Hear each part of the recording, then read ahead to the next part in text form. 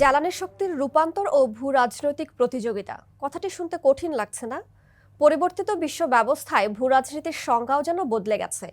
ভূখণ্ড দখল, সমুদ্র, আকাশসীমায় আধিপত্য বিস্তারের পাশাপাশি জ্বালানি শক্তিগুলো বর্তমানে ভূ-রাজনীতির অন্যতম হাতিয়ার হয়ে উঠেছে, যার বড় উদাহরণ রাশিয়া ইউক্রেন যুদ্ধ শুরুর পর তেল গ্যাস নিয়ে বিশ্ব রাজনীতি।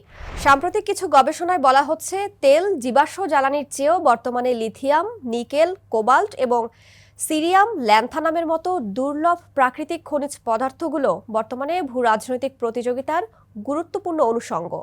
জ্বালানি শক্তির রূপান্তরের কারণেই মূলত এগুলোর চাহিদা বেড়েছে। এই খনিজগুলো পরিবেশের জন্য ক্ষতিকর নয়, জলবায়ুর বিরূপ প্রভাব কমাতেও গুরুত্বপূর্ণ ভূমিকা রাখে। তাই ক্লিন এনার্জি সোর্স হিসেবে এই খনিজগুলোর ব্যবহার বাড়ছে। এর সঙ্গে সঙ্গে বাড়ছে এগুলোর ওপর আধিপত্য বিস্তারের প্রতিযোগিতাও।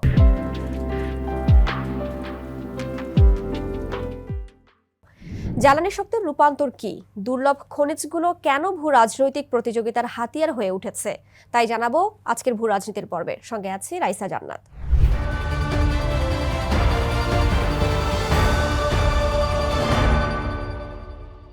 খুব সহজ করে বললে, এনার্জি বা শক্তির রূপান্তর বলতে এক রূপ থেকে অন্য রূপে রূপান্তরিত হওয়াকে বোঝায়। যেমন কয়লা, তেল এবং প্রাকৃতিক গ্যাস থেকে রাসায়নিক শক্তি তাপ শক্তিতে রূপান্তরিত হতে পারে, তাপ শক্তি গতিশক্তিতে বা জেনারেটর দ্বারা বৈদ্যুতিক শক্তিতে রূপান্তরিত হতে পারে। আমরা যখন ব্লেন্ডার ব্যবহার করি তখন এটি বৈদ্যুতিক শক্তিকে মেকানিক্যাল বা যান্ত্রিক শক্তিতে রূপান্তর করে। এবার আসি ক্রিটিক্যাল মিনারেলস বা দুর্লভ খনিজ পদার্থ প্রসঙ্গে। দুর্লভ খনিজ পদার্থ বলতে অ্যালুমিনিয়াম, আর্সেনিক, কোবাল্ট, ক্রোমিয়াম এগুলোকে বোঝায়। মার্কিন ভূতাত্ত্বিক জরিপের তথ্য বলছে 50টি গুরুত্বপূর্ণ খনিজ এবং 17টি বিরল প্রাকৃতিক উপাদান আধুনিক ডিজিটাল অর্থনীতিতে ভূমিকা রাখছে। বৈদ্যুতিক গাড়ির মোটর, স্মার্টফোন, এমনকি F-35 যুদ্ধবিমান সহ অন্য অনেক উচ্চ প্রযুক্তির পণ্য তৈরিতেও এগুলো ব্যবহৃত হয়। মার্কিন জ্বালানি বিভাগ ব্যাটারিতে ব্যবহৃত লিথিয়াম, নিকেল, কোবাল্টের পাশাপাশি নিওডিমিয়াম বা ম্যাগনেটস, ইরিডিয়াম বা ফাইবার অপটিক্স এগুলোকেও অত্যন্ত গুরুত্বপূর্ণ হিসেবে চিহ্নিত করেছে, যে কারণে এগুলোর সরবরাহ ঝুঁকি নিয়েও সতর্ক করছেন বিশেষজ্ঞরা। সারা বিশ্বে এই উপাদানগুলোর মজুদ থাকলেও ভূ-রাজনৈতিক বিরোধের জেরে এগুলোর সরবরাহ বাধাগ্রস্ত হওয়ার ঝুঁকি রয়েছে। তাছাড়া দুর্লভ খনিজগুলোতে চীনের আধিপত্য বেশি থাকার বিষয়টিও রীতিমতো ভাবনার। যুক্তরাষ্ট্র সহ অনেক মার্কিন মিত্র এবং অংশীদারি এখন অভ্যন্তরীণ ও পররাষ্ট্রনীতিতে প্রযুক্তি এবং গ্রিন এনার্জি ধারণাকে প্রাধান্য দিচ্ছে। ভারত সহ গ্লোবাল সাউথের দেশগুলো তাদের জ্বালানির শক্তি বাড়াতে এবং তেল ও গ্যাস আমদানির উপর নির্ভরতা কমাতে বৈদ্যুতিক যান ব্যবহারের পরামর্শ দিচ্ছে। এসব কারণে কোবাল্ট, কপারের মতো খনিজগুলোর চাহিদা দিন দিন বেড়েই চলেছে। গত 5 বছরে এই খনিজগুলোর বাজার দ্বিগুণ হয়ে 320 বিলিয়ন হয়েছে। আগামীতে তা আরও দ্বিগুণ হওয়ার সম্ভাবনার কথা বলছেন সংশ্লিষ্টরা।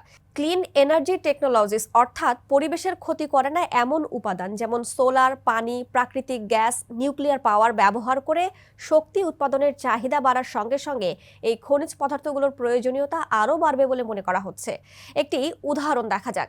বৈদ্যুতিক গাড়ির ব্যাটারির জন্য প্রতি গাড়িতে গড়ে 200 কেজি খনিজ প্রয়োজন, যা একটি প্রচলিত গাড়ির চেয়ে পরিমাণের প্রায় 6 গুণ। এখান থেকে একটু হলেও খনিজগুলোর গুরুত্ব সম্পর্কে বোঝা যায়। এখন প্রশ্ন হলো, এগুলো নিয়ে ভূ-রাজনৈতিক দ্বন্দ্বটা কিরকম? দুর্লভ খনিজ পদার্থগুলো নিয়ে ভূ-রাজনীতি আলোচনা করতে গিয়ে বিশেষজ্ঞরা দুটি বিষয়ের কথা বলেছেন। প্রথমত, এই খনিজগুলো বিশ্বব্যাপী মুষ্টিমেয় দেশের হাতে রয়েছে। এর মধ্যে বিশ্বব্যাপী উৎপাদনের প্রায় 60% চীনেই হয়ে থাকে। দ্বিতীয়ত, সরবরাহের ক্ষেত্রেও গুটি কয়েক দেশ গুরুত্বপূর্ণ খেলোয়াড়ের ভূমিকায় রয়েছে। এখানেও চীনের আধিপত্য। তাছাড়া বিশ্বব্যাপী মাত্র 5টি কোম্পানি লিথিয়াম খনির 60% বেশি নিয়ন্ত্রণ করে। অন্য 5টি কোম্পানি প্রায় 80% প্লাটিনাম খনির ওপর প্রভাব বিস্তার করে আছে। ভূ-রাজনৈতিক প্রতিযোগিতাটা মূলত এখানেই। বিশ্লেষকদের মতে, কোনো দেশ যখন সরবরাহ ব্যবস্থায় একক আধিপত্য বিস্তার করতে থাকে তখন অর্থনৈতিকভাবে নানা ঝুঁকির সম্ভাবনা তৈরি হয়। আমেরিকান বহুজাতিক বিনিয়োগ ব্যাংক গোল্ডম্যান সাকসের মতে, কোবাল্ট, লিথিয়ামের মতো খনিজ পদার্থগুলোতে চীনের আধিপত্য বেশি। গুরুত্বপূর্ণ খনিজ পদার্থের উৎপাদক এবং পরিশোধক হিসেবে চীনের দীর্ঘ ইতিহাস রয়েছে। খনিজগুলো পৃথিবীর বিভিন্ন প্রান্তে ছড়িয়ে থাকে বলে খুঁজে বের করা কঠিন, যে কারণে এগুলোকে দুর্লভ খনিজ বলা হয়। আর এই কঠিন কাজটিতে চীন বেশ এগিয়ে, যা অন্য দেশের জন্য উদ্বেগের। গোল্ডম্যান সাকসের একটি পরিসংখ্যান দেখলে বিষয়টি আরও স্পষ্ট হবে। প্রতিষ্ঠানটি বলছে বৈদ্যুতিক যানবাহনের ব্যাটারির জন্য প্রয়োজনীয় বিশ্বব্যাপী ৬৮% কোবাল্ট, ৬৫% নিকেল এবং ৬০% লিথিয়াম পরিশোধন করে চীন। প্রতিষ্ঠানটি আরও জানাচ্ছে আনুমানিক ৬৫% ব্যাটারির উপাদান, ৭১% ব্যাটারি সেল, ৫৭% বৈদ্যুতিক গাড়ি চীনে তৈরি হয়। মজার বিষয় হলো যুক্তরাষ্ট্রসহ অন্য কোনো দেশই চীনকে টেক্কা দেওয়ার অবস্থানে নেই। সাম্প্রতিক বিভিন্ন গবেষণা বলছে এসব খনিজ পদার্থের চাহিদা বাড়ার সঙ্গে সঙ্গে ভূ রাজনৈতিক বিরোধও বাড়ছে। যেসব দেশে পর্যাপ্ত রিজার্ভ রয়েছে তারাই প্রক্রিয়াকরণ ও উৎপাদনে প্রভাব বিস্তার করে চলেছে। বিশ্লেষকরা বলছেন গত এক দশকে ভূ রাজনীতি ক্রমবর্ধমানভাবে অর্থনীতিকে চালিত করেছে, ফলে বিশ্ববাজারে ঝুঁকি বেড়েছে। যেমন ২০১০ সালে জাপানের সাথে বিরোধের জেরে বেইজিং টোকিওতে সিরিয়াম, ল্যান্থানাম, নিওডিমিয়াম রপ্তানি নিষিদ্ধ করে।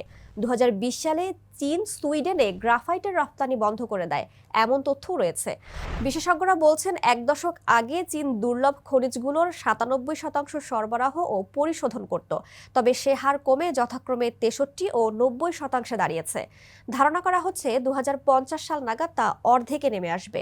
যুক্তরাষ্ট্রের মতো দেশও চিপ, সৌর প্যানেল এবং ফাইবার অপটিক্স উৎপাদনের জন্য ব্যবহৃত খনিজ পদার্থের ৫৪% চাহিদা পূরণ করে চীন থেকে। লিথিয়ামের মতো দুর্লভ খনিজগুলোর জন্য বিশ্বব্যাপী চীনের প্রভাব আরও ছড়িয়ে পড়বে বলে মনে করছেন বিশ্লেষকরা। বর্তমানে অনেক দেশই এগুলোর উৎপাদন বাড়ানোর পাশাপাশি চীনা সরবরাহের ওপর নির্ভরতা কমানোর চেষ্টা করছে। যেমন যুক্তরাষ্ট্রে দুর্লভ খনিজ পদার্থের উৎপাদন ৬% থেকে ২০২২ সালে ১৪% বেড়েছে। অস্ট্রেলিয়া, ভিয়েতনাম ও জাপানও তাদের শেয়ার উল্লেখযোগ্যভাবে বৃদ্ধি করেছে, কিন্তু সমস্যা হলো সেগুলো অধিকাংশ সময়ে প্রক্রিয়াকরণ ও পরিশোধনের জন্য চীনের ওপর নির্ভর করতে হয়। বিশেষজ্ঞদের মতে এসব পদার্থ নিয়ে প্রতিযোগিতা তখনই কমবে যখন অন্য দেশগুলো তাদের উৎপাদনশীলতা বাড়াতে পারবে।